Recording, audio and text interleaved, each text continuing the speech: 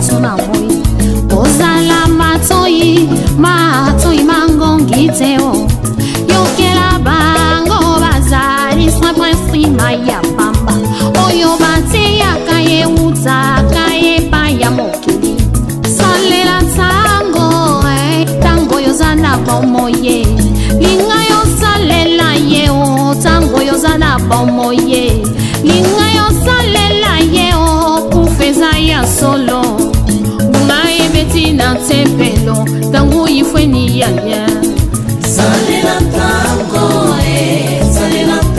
beko. Salela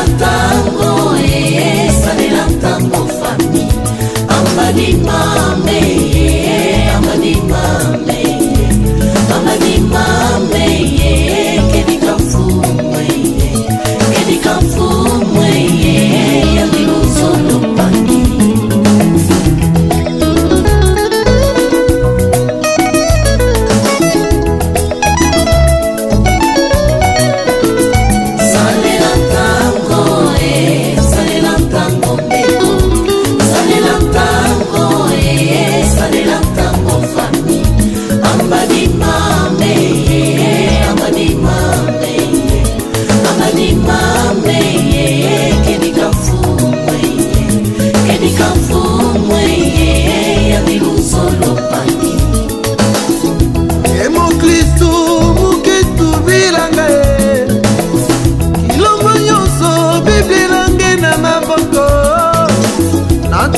Mote bandeko ya Sahel News TV mon pepe ya sika lelo na rubrique na biso ya masolo ya mboka to yambeli bino moko ya mouvement o babengi IDPS donc azali cadre na parti o ya IDPS na kombo ya maître Evariste Kalala Kwete mokona lelo avant na banda vraiment na émission oyo na kobosana te ko remercier o azali comme sponsor pe mutu akordonaka émission oyo mobimba na kombo ya Papi Nzola Meso na Christelle Mamu tozali pe na bato oyo basoutenaka émission oyo lokola Papi Michopo papa social en direct de France tozali pe na Mama Mejengoy à part bango tozali sous na bato oyo basoutenaka pe émission oyo lokola Dazoflex na kati ya mboka ya France tozali pe lisusu na ndeko na biso o tobengi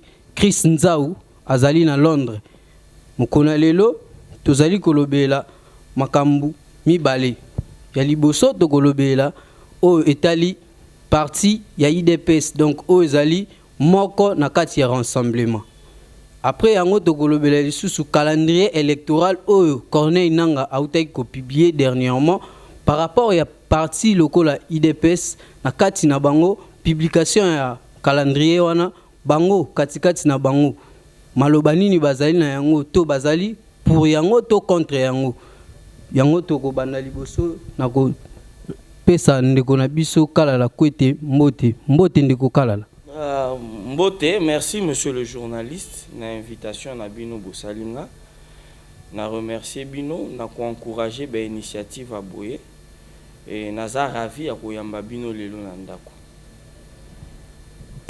toko banda na était à parti siko organisation à parti depuis ndeko Etienne Tshisekedi atika biso to kokisi déjà une année donc mbula moko depuis akindaki to ebité nini ezali katikati na parti eza ko évoluer normalement to ndengeni. Oui, merci ndeko journaliste pona motuna eloko ezali motuya oyo balandi lelo il faut ba yeba d'abord na kobanda kobongisa esalina nu mbula mobimba te banda le président Etienne Tshisekedi d'heureuse mémoire atikaki biso c'est-à-dire akufaki na mois ya atikaki biso na mois ya février ya année oyo donc toujours poussa na pene ya kosala mbula mobimba ça c'est vrai mais eloko nazo rassurer balandi moment ezali oyo tokokunda président na biso na ndenge longo bani et puis mutu akokoka kopekisa biso yango azali te segundo na koloba pona lingomba UDPS na kati ya UDPS tozali très bien fonctionner mais continuer. La preuve que tozali parti à munene po ba parti nyonso wana soki président na bango to initiateur akufi to mona ba parti pe kufaka. Mais lelo UDPS a passé test moko a munene à survivre na leader na ye et leadership asikape botami yango ndezali kokumbela biso. Mais na kati ya parti UDPS tozo kayozo lo ba ke parti ezali malamu mais tozali na mwa ba nungu ya mike na se wana po biso tozali ba panzisango toyokaki c'est comme si ndeko Félix o azali mwana Etienne Tshisekedi bazali pena na boyokani malamu te na secrétaire général o babengi na ndeko Kabun. Est-ce que c'est solo te alokuta? Ah mais ya yambo ifona bongisana nu esika wana ndeko Félix Tshisekedi tango totangaka ye na makambo ya UDPS totangaka ye en premier plan te lokola mwana ya Etienne Tshisekedi totangaka ye lokola combattant lokola ba combattant nyonso o azali lelo secrétaire général adjoint na kati ya UDPS. C'est vrai azali pe mwana ya Etienne Tshisekedi maza ye moko te mwana Etienne Tshisekedi. Donc lelo preuve ya courage sans sa leadership oyo alakisi biso nde ememie esika azalelo. Segundo donc ya mibale na koloba na ba famille nyonso ezala ba famille bisika to botami biso batu tozangaka ba problème mike te entre bandeko. Mais ba problème wana te mutu memaka division to séparation na famille. Et puis ngai pe en tant que membre ya famille wana nakoki koya te na ba média pona meka koyebisa bino que na kati ya famille likambu songolo to pakala elekanaki. Non, ce qu'il faut retenir au jour d'aujourd'hui, c'est que ndeko Félix Tshisekedi, ndeko secrétaire général Jean-Marc Kabund, bazali très bien, ba relation na bango ezali kitoko. Bazo continuer ensemble kobundela Congo. Mais biso toyokaki c'est comme si yozali moko ya leader katikati ya jeunesse ya IDPS.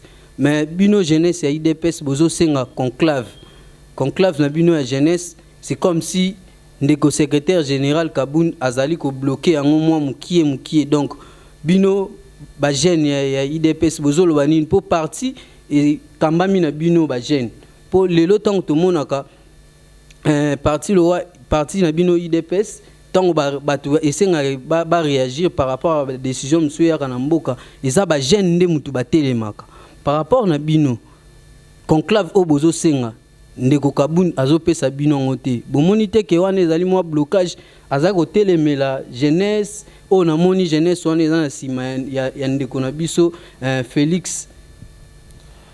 Bon, d'abord on dirait ngana yo toza na ba information mon côté pour ngai na éviter ce qui na mécanisme nini secrétaire général ndeko Jean-Marc Kabund a bloqué initiative ya jeunesse à la conclave. En tout cas naza na information wana te.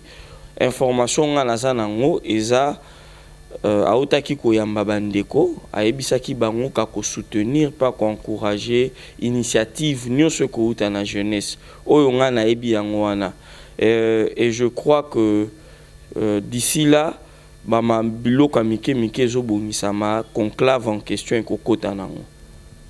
Mais naza ko signaler lisusu na ba ndeko na biso o bazali kolanda biso na chaîne na biso Cell News TV Mopepe ya sikake ozali candidat provincial na commune ya Matete. Donc bana Matete ndenge bazaboye bako kozela nini katikati na jeunesse o bino bozali kotelema na IDPS nini oyo boko ko rassurer bango bayeba teke bayeba ke ba jeune bazali na sima na bango tango senga ke jeune fois telema bino boza na sima na bango. Donc avis na bino eza nini par rapport à jeunesse wana bazo bima chaque jour bazali ko boma bango bino bozo réagir eloko moko te bozo tinda bango ba bima na libana na balabala. Donc bozo mona te ke mboka ngo ezo kosila o ezali kokamama katikati ya mikolo mais bawo balobaka jeunesse ezali avenir ya lobby ya mboka yo po ozali jeune mais ba jeune wana bazali kokufa kaka pamba boyi ba congolais bakomi ko ko comprendre nini oyo ya malamu ezali na mboka nini pe ezali malamu te na mboka. En tout cas, ndeko journaliste na sepeli makasi vraiment la question na yo na rolinga pe bandeko place bazwa mibalanda biso malamu mingi. Eloko ya yambo oyo il faut que retenir na question na yo c'est que muto abomaka eza UDPS te, muto abomaka yebani et c'est le principal coupable ezaye. Muto abomaka biso eza monsieur Kabila na régime na ye po azali na posa ya ko respecter constitution te.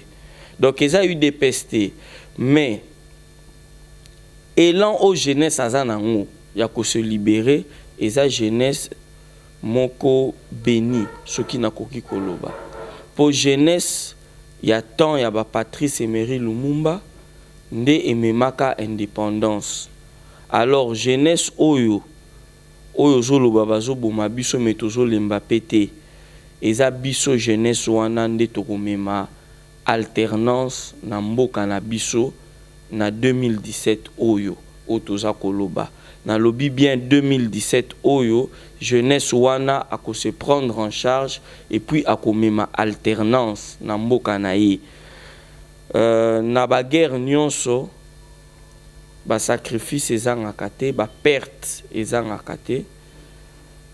Eloko eza important eza que na heure à victoire toyeba ko consacrer ba perte wana de manière que na mboko yo mutu moko te aya lisusu na idée ya kotikala na pouvoir libela. Au nom ya batu nyonso bakozala déjà bakufi, ba jeune nyonso bakufi tango tokolonga bitumba oyo, je crois ba initiative a makasi kosala lokola ba monument ba place oyo tokoki ko commémorer bango, mais surtout liwana bango ekozala inutile te. Liwana bango eko permettre que mboka oyo et connaître lisusu individu te oya kozwa mboka mobimba en otage. Merci ndeko Evariste Kalala. Mais binope IDPS bobanda koloba ke boke na négociation te boko koloba likamoro te sanke ebembe ya kondo Etienne Tshisekedi eya katikati na mboka oyo. Ti lelo toza koloba awa depuis ndeko Etienne Tshisekedi bakunda e donc o biso toyebi ke bakunda ndeko Etienne Tshisekedi si bakundi est-ce que bako rapatrier corps na ye to ba rapatrier corps na ye te po mama oyo na liandaka dernière fois ndeko Félix aloba ke to sala mwa mbangu pona mama o azana se mama Marthe azana se basala mbangu po mama telema abanda ko sala makambu na ye siko bino bobandi déjà ko travailler ko sala mususu donc bobosani Tony. Oui, le Kambolobi et Pessinga lisusu pasi makasi ya yambona nous pour la famille biologique ya président Etienne Tshisekedi notamment veuve nae eza inhumain situation à zo vivre mais ezali natina nango ezali nanu que dictateur ou azali na pouvoir na RDC zobo ya ebembe wane ya. Ensuite nakoki koloba Papa Etienne Tshisekedi azalaki lokola mutu nyonso te, aza commun des mortels te. Ebembe na ye pe eza entouré na ba circonstances moko particulières. Et sali que biso ba fils idéologique na ye, na famille biologique na ye, to yebi que eloko eza important eza eloko ya consacraki vi na ye mobimba. A consacraki vi na ye mobimba na nini? A consacraki yango na libération ya Congo, na prise de conscience, na Congolais nyonso joa conscience. Et alors, je crois que circonstances oya koufeli ezo mema biso sous mbangu to se prendre en charge tomeka komona ndenge nini tokoki kokunda ye na ndenge elongo bani oyo nakoki koloba yango wana. Mais naza sur peuple congolais akozwa ba surprise moko ya makasi ane oyo. Nalandaki ndeko Kabund asalaki conférence de presse moko boy oyo alobaki na peuple congolais ke peuple congolais akoki kozwa décision ekoki kouta libanda ya mboka te, décision euta kaka awa na kati ya mboka. Mais toyebi ke parti na bino IDPS bolobaka na boyebisaka peuple ke ndeko Félix Tshisekedi aza ko voyager pona akende ko négocier pouvoir libanda. Lelo discours échangé to boni.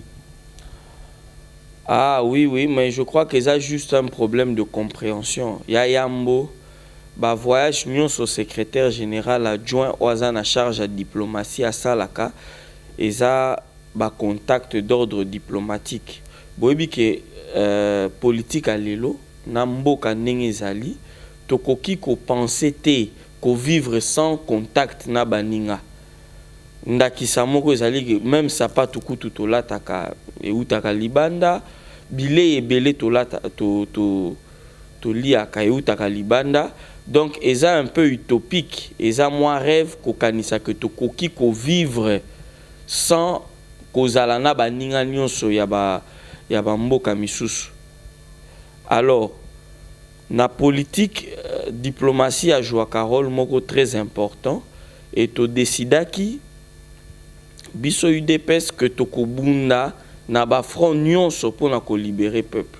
Na front interne oyo ndeko Jean-Marc Kabunda a soulevaki pe na front externe oyo secrétaire général adjoint aza chargé à diplomatie à Salaka. Donc eza contradictoire te nyonso mibale fo ebala na po ekoka kopesa biso elonga oyo tozoluka. To bandai koloba ke boba IDPS bandai koloba ke ndeko Kabila il faut à respecter ba corps ya Saint-Sylvestre oyo salamaki. Donc boye ya ndeko Niki ale tango yaki awa na mboka RDC toyokaki ndenge bato ya IDPS bandai koloba ke ayaki na message moko ayaki otikela ndeko na biso Kabila. Mais maloba nini oyo ndeko Niki ale amemelaki po basolaki na ndeko na biso Félix. Maloba nini oyo amemelaki ndeko Félix. Donc basolaki nini yo zali membre ya IDPS ozali mieux placé à ko expliquer biso po après ko kenenaye calendrier électoral et bimi. Donc ce que vous en avez lu. Ah mais eza clair ngai nazali membre ya UDPS, c'est vrai naza cadre mais na parti toza na hiérarchie et eza dossier moko eza traité par ba kondi na biso na kati ya parti oyo nakoki koloba eza kaka que soutien ya libanda ekoki kozala mais prise en charge ya peuple ye moko yango nde ko déterminer lolenge makambo ko salama. Merci ndeko Kalala. Publication ya calendrier électoral et outi ko bima ndeko Nanga a outi ko publier calendrier électoral tomoni na calendrier wana élection et keiti na 2018 donc le 23 asangisi maponami wana misatu présidentiel national na provincial. Est-ce que wana ezali dégaté tozo tuna ezali dégato ezali dégaté? Bon eloko il faut ko kanga malamu na mutu eza que calendrier wana eza blague ya munene, c'est une blague de mauvais goût oyo Kabila na mwana bitinda na enanga bazali ko meka ko sala peuple congolais bazo meka basala biso une blague de très mauvais goût. Mais eloko fo batu ba retenir eza que décision ya suka eza na maboko ya peuple. Calendrier wana basali mikolo bazali kopesa wana ezali komema Kabila na presque tout un mandat.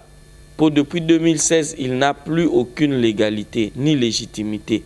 Et ça accord au signaki na décembre il y a 2016, accord à Saint-Sylvestre, ndepesa qui est nzela ya kovanda une année, mais bomona kibino moko même le même accord en a respecté qui en oté.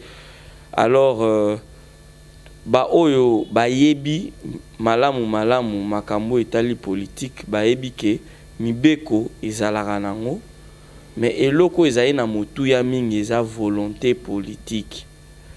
Alors ndeko Kabila za na volonté politique ata mokete nalobi ata soki mokete ya ko organiser ba élection ya kotika ba congolais ba pona mokonzo bango balingi wana eza lokola ba biso devant un fait accompli.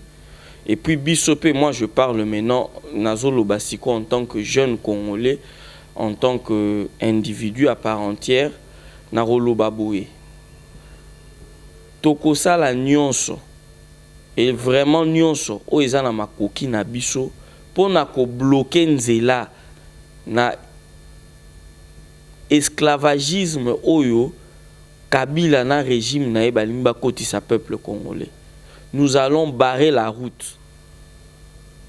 Tozali na baningo bakufi, tozali na baninga oyo bakangami, biso pe totikali libanda, tokolemba te, toko continuer pour ezali la seule et l'unique voie o tokoki ko pesa pour bana na biso to bakoko na biso baya ko vivre malamu na mboka oyo ebengami Congo. Eloko nini o koki kolobana bana mboka o bazolanda biso de partout en Europe qui a na katikati ya mboka.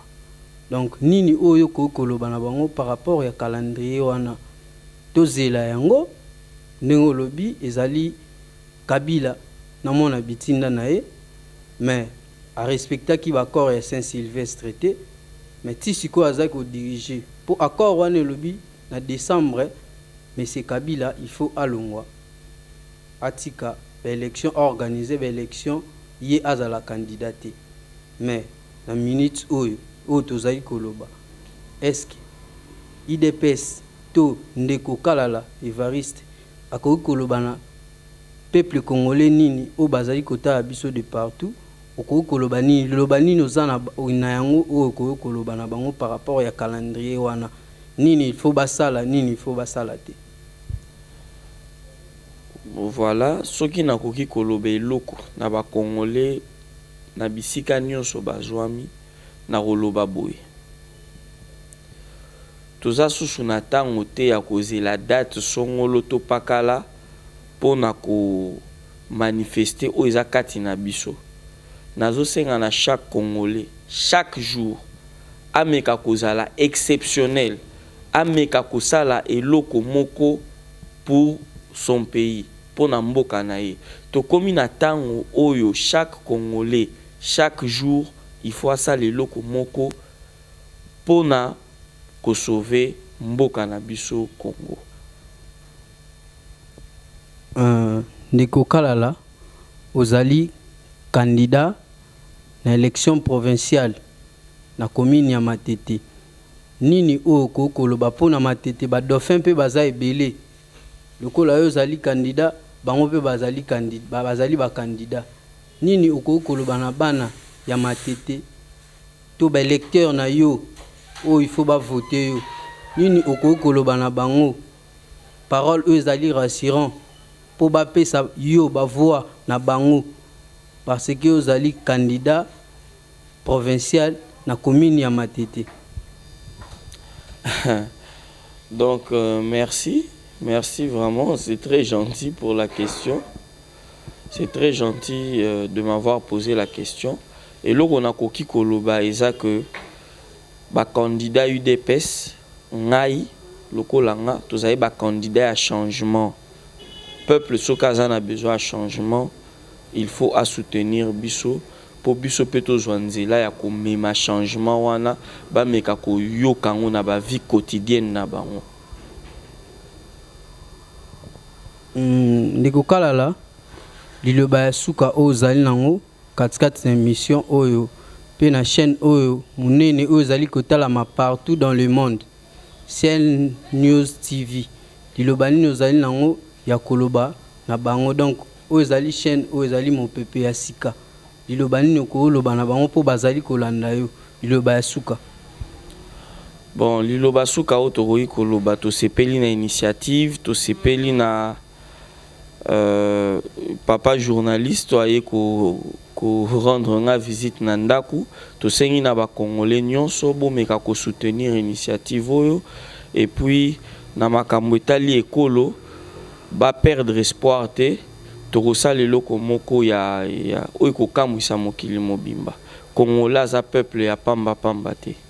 Komi na suka ya émission na biso nazali kosenga na bandeko oyo bamesana kolanda chaîne na biso Ciel News TV mopepe ya sika, bamesana kolanda oyo ya bino ndeko Arnold Chingi, bolandaka mwa mingi mingi émission oyo ezali na rubrique ya masolo ya mboka, kolandaka yango mwa mingi ekobanda ko informer bino ba actualité nyonso ezoleka katikati na mboka. Na bosani te avant na conclure kopesa mbote na ndeko na biso Grâce Mbele na mboka ya Belgique, kuku na yo esika ozali, ndeko Omega Mbele na États-Unis, plus précisément na ville ya Texas, ndeko Chéribin na mboka Paris. Napesi bino vraiment merci, tout le monde na lisusu mikolo oyo ezali koya. Bye bye.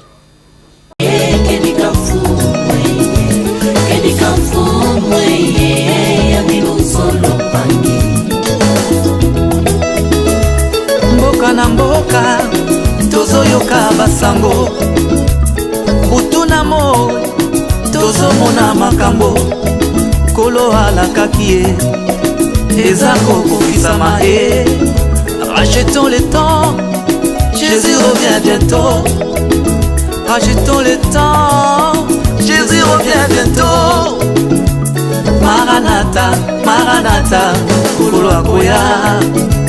Maranatha, Maranatha, kolo akoya e. Salela tango salela tango peko, salela tango salela tango fami. Amadi mame, amadi mame, amadi mame, kedika fumwe, kedika fumwe, yabilu solo pangi. Mudiambu jenki feti vanga lulendo, mama ngai betelo kuna tempelo, mboya o mutoto tulundanga, mutoto tukwendanga, bika yimbidila bika tusakidila mfuwe yo yandikele luzo.